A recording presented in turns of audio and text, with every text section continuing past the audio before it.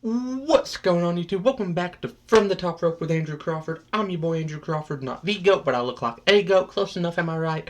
I think I'm right. And today on the channel, we will be doing a His Case for GOAT on the voice of the voiceless, the Second City Saint, the best in the world, whatever you want to call him. You will refer to him as CM Punk, a legend of professional wrestling in a lot of ways, and we're going to talk about it. But before we do, two things got to happen. You got to like, share, and subscribe. I've got to drink something to keep me hydrated. Health is wealth in 2026. Apologies, I've been meaning to make more videos for a minute. I've just been kind of sidetracked, battling mental health, because that's a battle that no one told me was not going to be victorious every day. Wish someone would have. But aside from that, I'm ready to talk about CM Punk. Are y'all ready to hear me yap about CM Punk? So, when it comes to CM Punk, Philip Jack Brooks, the voice of the voiceless, the Second City Saint, the best in the world, whatever you refer to him as, he's an icon. Um, when he was a babyface, he did what a babyface should do. He was a man of the people. He was a literal voice for the voiceless fan base that is WWE fandom. But when he was a heel, he wasn't afraid to cross every line. Um, think back to the Undertaker feud of not anything, 2013.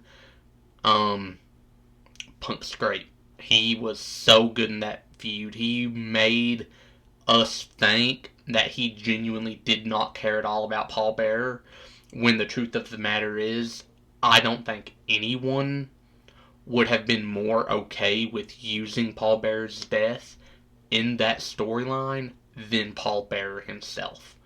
The same way that I'm sure Eddie would have loved Randy using Eddie's death in his storyline with Ray in '06. The same way I'm sure Wild Samoan Sika would have been fine with what CM Punk did a couple of Raws ago. Since we're on the topic of CM Punk, like, I genuinely think that those industry-minded superstars like Eddie, like Paul Bearer, and like Sika or Alpha, I think it's Sika, they would have loved that. Loved those things. You know, you have the bit with the urn where Punk takes the ashes and dumps them on Taker, and like, it's dark, but it's incredible to see one man who is so beloved get hated because they feel like he's crossing a line he shouldn't cross. I love that. Um, so you have one thing I've not really talked about in any of my His Case for Goats, but he can play the face sympathetically, or he can play the heel and make you hate him to such a level you want to see him get beat up in real life, in storyline, and you want to be one of the people beating him up. And it's incredible that he can do that. Next, you have his in-ring ability. Is he Ric Flair? No. Is he AJ Styles? No. Is he Eddie Angle or Benoit? No.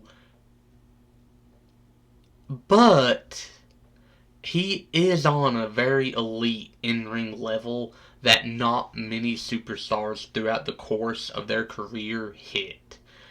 He is one of those guys that even now you can rely on him to put on a top tier match of the show, but at his very best in 2011 to 2013, maybe even earlier than that, you could rely on him for the best match of the night. Let me think far back. Um, I'd say from 2010 to 2013, you can rely on CM Punk for the best match of the night. Just um, look at Money in the Bank 2011. This was when Cena was peak 5 Moves of Doom energy. no fan under the age of 15 could stand him, or no fan over the age of 15 could stand him. And, like, he was just so polarizing because he was gonna get loud pops, he was gonna get all these cheers, but go to Money in the Bank 2011. They're in Punk's hometown, that's obviously a huge factor. Cena's music hits. He got booed out of the building. Like, you think Hulk Hogan's last TV appearance, the Raw premiere on Netflix, was bad? They booed John Cena so hard. And the second This Fire Burns hit, which was the last time this song was used for a actual entrance from Punk, he blew the roof off the place. Which is insane to me because Punk was the clear-cut heel in the story, Cena was the face. And I think Vince McMahon, the old sadistic lunatic he is, knew Chicago was going to be on their feet for Punk. And it's just one of those things. But not only that, like I said, that is one of, if not Cena's very best in-ring performances, and that is because you gave him the greatest dance partner you could have given him. Because wrestling, because it's choreographed, is a dance. And if you were in there with a dance partner that could make a broomstick look immaculate, you're going to do the right thing. And Punk and Cena did everything right that match. And, you know, Cena and Punk have both said they're each other's wrestling soulmates. I agree with that because I have never watched these two share a ring and it be a bad time. Even their Not a Champions clash was fun for me. This past year, Cena's retirement tour year, when Cena was a heel and it was really weird. I had so much fun watching that. But anyways. Then we talk about his promo skills. Yeah, I don't even have to say anything. You can watch back in. But I'm going to say it anyways. No one touches Punk on the mic. Not a soul. Rock couldn't do it in 2013. Cena couldn't do it. Jericho couldn't do it. No one on this planet touches Punk on the mic. Maybe now, but back then, at his best, you could have put Ric Flair in there with him. Punk was going to talk circles around him. Austin, I don't care. There's no one I think is better on the mic. And you can look at the pipe bomb, sure. You can look at his promo battles with The Rock, though, and you can be like, oh, so even on his, like, scripted stuff, he was blurring lines between fiction and reality, which is something that not enough pro wrestlers are elite at, as to be able to do that. So I always have fun watching that, watching that era of Punk from, like, 2011. Take it back to when he was a cult leader. Go back to 2010 all the way to 2013. That is some of the best promos ever. Like, I'm sure people tuned into Raw, tuned in for the Punk promo, and if the Punk promo wasn't the main event, they would turn it off before the rest of the show. I'm sure Punk would. I know Punk was that good on the mic. That's just my opinion, but from what I don't think I've ever seen someone better on the mic than Punk. Entrance, especially now, iconic. The Static, Cult of Personality by Living Colour blaring through the arena. I couldn't tell you another Living Colour song, but by the grace of God, I know this song. It is one of my favorite songs of all time because of CM Punk, because of its usage in the WWE. And, you know, when he drops to a knee, does the like tapping his watch thing, cuffs his hands over his mouth and screams, "It's clobbering time." Something clicks. honestly, the bit where he comes up and like does the 180 and like throws his arms out deserves a little bit of pyro, I think. But he don't need it. Like he genuinely don't. And now, like back then, it was also when he started using Cult of Personality. Now it's even better because it hits. Fans are serenading him with his entrance music. I have been to a show since Punk's return that Punk was on. You can't hear yourself think they are singing it so loudly to him. And by they, I mean me, because I was a part of that crowd and I was letting it rip. I love it. Um, and now we're gonna talk about his iconic rivalries. I've already mentioned one, Cena. Orton was technically a story that got told for a couple different years, on again, off again, like a toxic relationship, but it still got told over the course of multiple years. Um, and then Jeff Hardy, the feud that made CM Punk a megastar in the WWE. He may have been a megastar on the indies before he got there, but when he got to WWE, he had never had that feud that elevated them to that level. Step right up, Jeff Hardy. It was like the second Punk turned heel, they found something that just clicked. I can't snap. I'm sorry. I genuinely believe that if Punk don't have this Jeff Hardy feud, I don't know where his career goes. So you have to mention that feud. You have to mention Cena. They are the perfect dance partners for one another.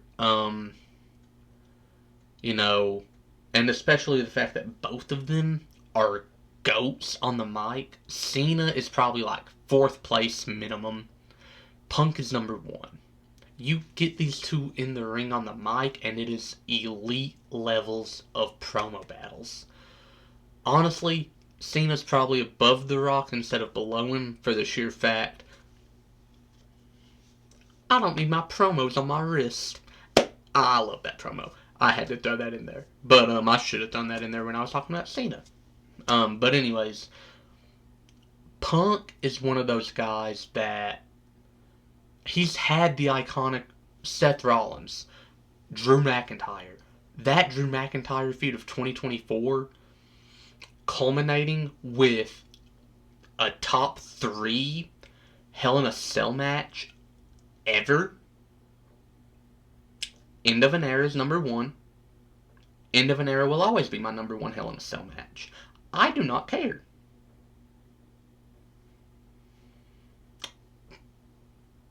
Foley and Taker, I'll put it at 3. I will move it down in my rankings. But the number 1 greatest Hell in a Cell match of all time goes, or the number 2, goes to Punk and Drew for what they did. It had been a minute since we actually saw a crazy amount of blood in a WWE ring. Probably 07. And like, yeah, we've seen blood. Like, we saw Brock get busted open. We've seen people get busted open. But this? I've not seen blood like this in a long time in the WWE. And I don't know that we'll ever get to see blood like this again. Actually, no, that Randy kind of just busted open Cody Rhodes pretty bad on Smack. But either way, it was insane. Like, this feud, this build, this match, perfect. It was perfect down to the last minute detail. And if you are saying it wasn't perfect because Drew didn't win the feud, Drew didn't need to win the feud. No offense to Drew McIntyre, I love him, but I don't know any man that wouldn't fight with everything in them if they were running their mouth or if someone was running their mouth about their family, or their wife, or the people they loved the most on this planet. I know for a fact that if I was in love with a girl the way that like a marriage should be, maybe, and someone ran their mouth about her, I would fight with everything in me to break them. So Punk winning the feud made the most sense. It's not that hard to understand. But no, this feud was amazing. Punk was not allowed to make physical contact for months and still making it, or not allowed to go 110% with his physical contact. I don't know the full extent of his tricep rehab at the point. But without physical contact, this was going to be in the running for Feud of the Year. SummerSlam, the match was a little bit of a letdown. The strap match was actually really fun. But the cell match made it the best feud of 2024. And that is including Cody and Roman, where Cody finished his story. And the gap is pretty significant, if I'm being honest. And now, my favorite part, accolades. 8-time world champion if you count the ECW title. 8-time world champion not counting the ECW title. 9 if you do. Not a lot of wrestlers have double digits, Punk being one of them. So there's that. He is a former Intercontinental Champion, a Tag Team Champion, 2-time Money in the Bank winner, only one to win it back-to-back years. And overall, he's just done so much with everything he's been given. He has given everything he has to everything he's been given. They gave him the world title for a couple months to get it stolen by Randy Orton. He made the most of it. They gave him the world title only for Jeff to win it back a couple pay-per-views later. He made the most of it. They gave it back to him only for him to drop it to Undertaker in what would end up being a Hell in a Cell match. A very bad one. He made the most of it. His Intercontinental title reign at the beginning of 2009, he didn't have it long, but he made the most of it. Punk, and not to mention, like I said, 9 world titles is literally 9 if you count ECW, 8 if you don't, is insane. To me, because you have to think about the 10 years off, the fact that Punk was only there for 5 years at the beginning, and he's only been back for closing in on 3. That's averaging a title a year. Wait, 5 plus 3. Yeah, that's averaging a world title a year when you do that math. And one of those reigns, 434 days, and it was probably, I'm not going to say it's better than Roman's 1,316 days, but you could actually debate it, and I would use Punk's own wording. Just because you did it longer don't mean you did it better. I would use that wording to describe Punk's 434-day reign with the WWE title. Conclusion. So do I think Punk's the GOAT? The number 1 greatest pro wrestler of all time? No. But do I think he's way up there? Yes. There's so much about CM Punk that makes you drawn to the character he is and the man he is, and not to mention who don't love a little bit of controversy, and CM Punk is a very controversial figure in wrestling's history. The walkout in 2014, the pipe bomb, the way he left in 2011, even though he'd already signed his new contract technically, but we're not going to talk about all that. I think he actually signed it after the show. I'm not 100% sure. And then you go to AEW, the stuff with Jack Perry, Brawl Out. Like, there's so much Punk's done. And sure, he might have been a little toxic. I don't care. I don't. He is so good. He is so much fun. Um, and I genuinely think all time he does rank amongst the very best. I'm gonna say minimum 20 to 10 range. He may not be top 10, but he might be like bare minimum 12, 13. Um, I think he's a top 20 all time. Um, that's just me though. So that's the video. Did you like it? Did you love it? Did you hate it? Tell me about it in the comments below. Don't forget to like, share, and subscribe. And in case no one's told you today, you matter, and I'm happy you're here. And until next time, unlike John Cena, I can see you, and I will see you very soon.